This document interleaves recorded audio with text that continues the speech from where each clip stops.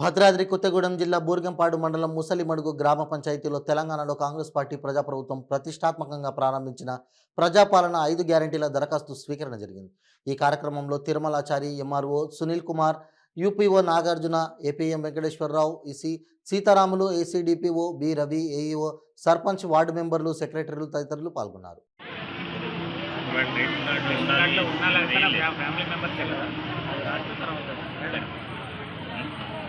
Ration card లేని వాళ్ళకు ఇదే ఫామ్ హైదరాబాద్ ఇక్కడ కాదండి. అసలు కొత్త రేషన్ కార్డుకి ఒక సైట్ వస్తుంది. సైట్ ఇంకా ఓపెన్ చేయలేదు. చేసినప్పుడు పెట్టుకోవాలి. ఇవన్నీ కూడా సైట్ వచ్చినప్పుడు సైట్ మీ సేవ ద్వారానే అక్కడ ఈ ఆధార్ కార్డు పెట్టి పెట్టుకోవాలి. ఏం కాదు, డైరెక్ట్గా రేషన్ కార్డుకి దరఖాస్తు తీసుకోమని ఏం గైడ్లైన్స్ రాలే మనకి. తీసుకున్నా కానీ వేస్ట్.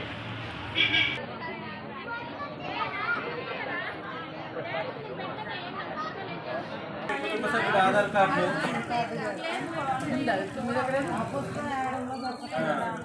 రేషన్ కార్డు,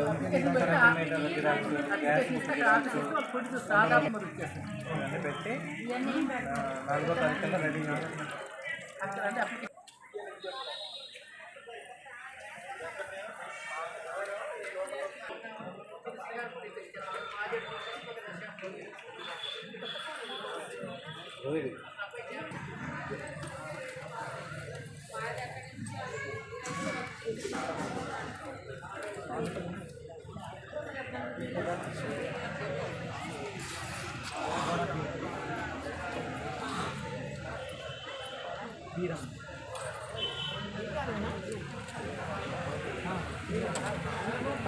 రోజు బుర్గంపాడు మండలం ముసలమడుగు గ్రామ పంచాయతీ పరిధిలో ఉన్న గ్రామాలను మరి 6 గ్యారంటీలు ప్రజా వాణిలో ప్రజా పరిపాలన విషయంలో ఈరోజు ముసలమడుగు గ్రామంలో మరి దరఖాస్తులు స్వీకరించడం జరిగింది. ఈ 6 గ్యారంటీలు కూడా ప్రభుత్వం ప్రతి ఒక్కరిని గుర్తించి అమలు చేయడానికి కృషి చేయాలి. ఎందుకంటే 6 గ్యారెంటీలు ఇచ్చినటువంటి ప్రభుత్వం మరి ప్రజలకు ఏ విధమైన పరిపాలన అందించాలో ఆలోచన చేసింది. దాన్ని అభినందిస్తున్నాం. కానీ మరి ప్రతి ఒక్కరు కూడా ఈ 6 గ్యారెంటీలను ఈ ప్రాంతంలో మరి గిరిజన చట్టాలు లోబడి ఇంప్లిమెంట్ చేయవలసిన అవసరం ఉన్నది. ఎందుకంటే 6 గ్యారెంటీలు కూడా ప్రభుత్వం గుర్తించింది.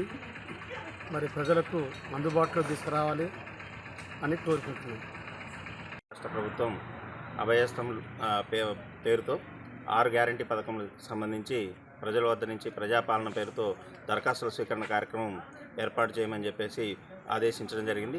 అట్టి ఆదేశాల మేరకు మా జిల్లా కలెక్టర్ గారి ఆదేశాల మేరకు ఇవాళ ముసలమడుగు గ్రామ పంచాయతీలో మేము ఈ ప్రజాపాలన దరఖాస్తుల స్వీకరణ కార్యక్రమం ఏర్పాటు చేశాము.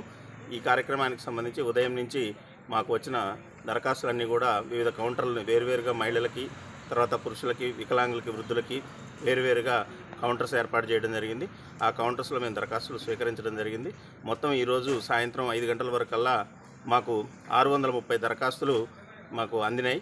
ఇవన్నీ కూడా ప్రభుత్వ ఆదేశాల మేరకు వాటిని కంప్యూటరీకరణ చేయడం, ప్రభుత్వానికి దృష్టికి తీసుకెళ్లడం జరుగుతుంది.